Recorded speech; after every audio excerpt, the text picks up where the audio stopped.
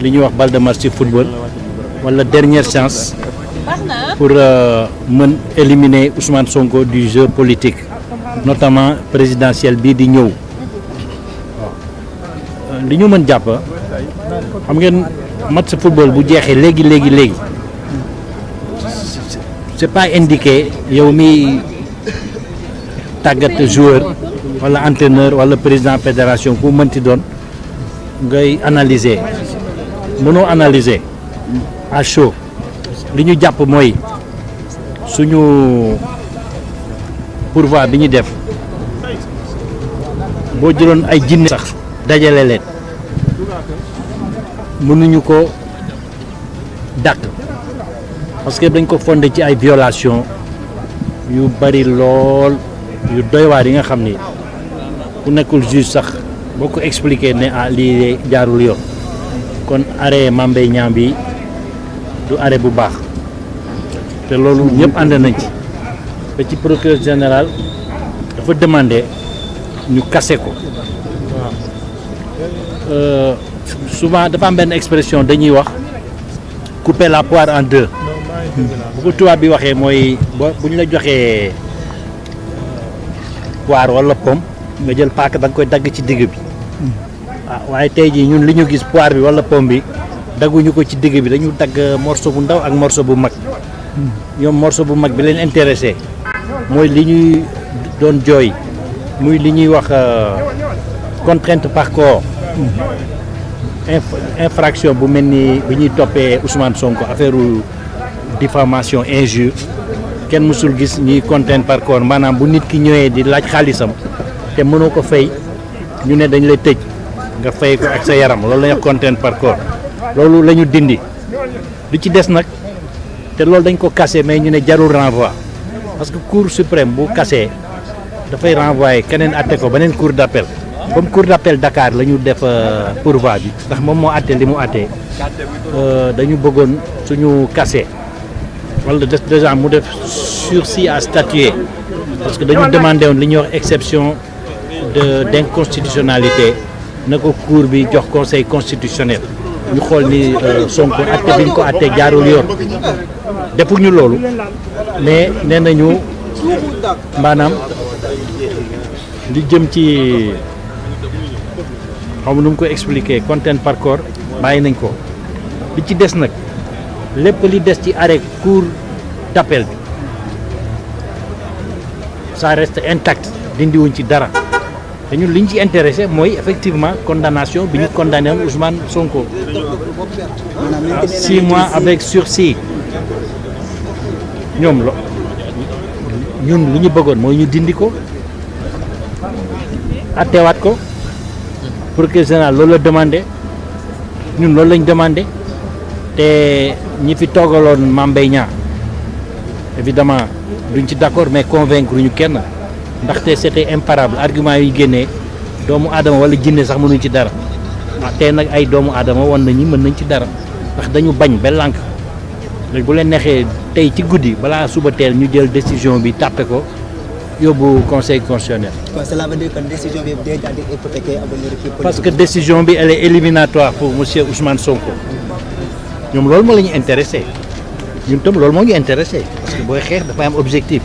dañ doon gagné lii pour dindi ko pour raser ko mu jeex tàkk Ousmane Sonko retrouver la plénitude de ses droits ñoom gisee wuñ ko noonu maintenant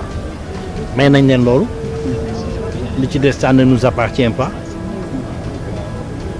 on est dans l'histoire qui vient de commencer léegi mën nañu jàpp ni pour préparer woon ni da ngay am candidat ci élection présidentielle bu tudd Ousmane Sonko mën nga jàpp ni tey jii li Cour suprême du Sénégal chambre criminelle li mu àtte wane nañ àndu ci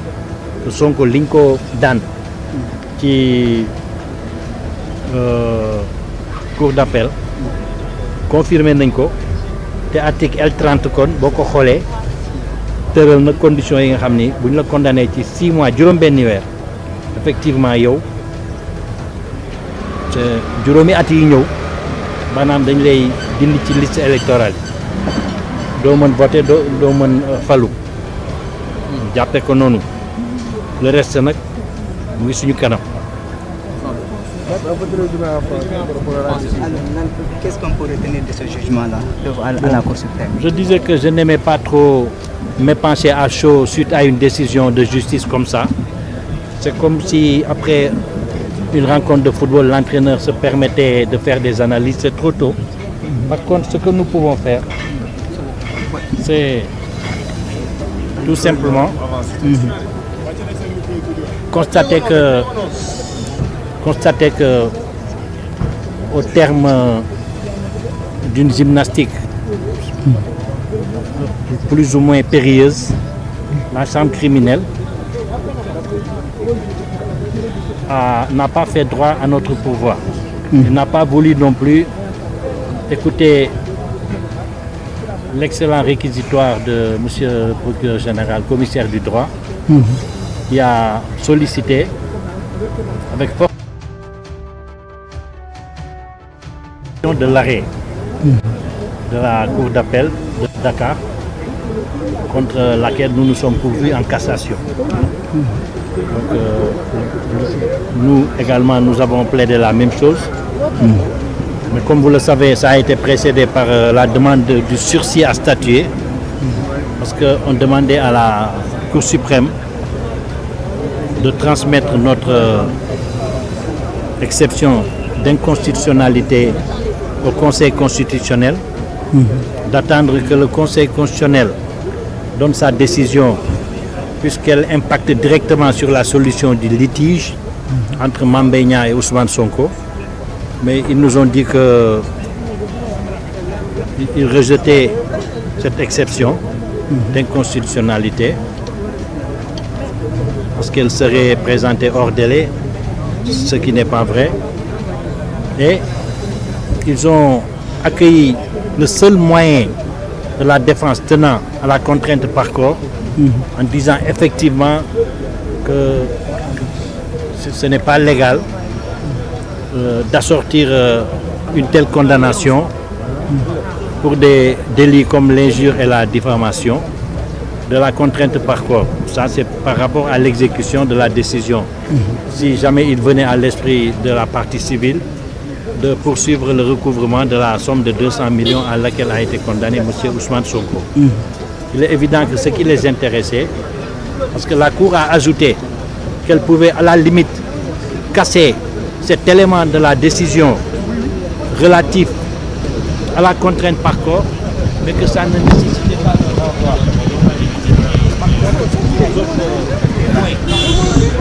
La condamnation de la Cour d'appel était maintenue, notamment l'aspect relatif à la condamnation de M. Ousmane Sonko, encore une fois pour injure et pour diffamation. Alors, donc cela veut dire qu'aujourd'hui, l'avenir politique de Ousmane Sonko est hypothéqué, surtout sa candidature à l'élection présidentielle. Ça veut dire tout simplement que dans leur esprit, les adversaires de Ousmane Sonko ont peut-être gagné la première manche ou ont gagné la guerre. Parce que de toute façon, ce procès se définissait pour eux comme le procès de la toute dernière chance. En football, on aurait dit qu'on était dans les toutes dernières secondes d'un match de football et qu'il fallait à tout prix obtenir la victoire. Je dois, devant l'évidence, ça n'engage que moi, me rendre à l'évidence donc et à tirer la conclusion qu'effectivement les adversaires de M. Sonko ont réussi l'objectif de l'éliminer de la présidentielle ou des présidentielles qui viennent. La présidentielle, c'est quand c'est un tour, les présidentielles, c'est quand c'est deux tours. En tout cas, il y a une compétition présidentielle qui s'annonce pour le 24 février. Apparemment, avec la décision qui vient d'être rendue, le Conseil constitutionnel, s'il dispose de la décision dès demain, a la possibilité d'apprécier par rapport à cela. Voilà, je vous remercie.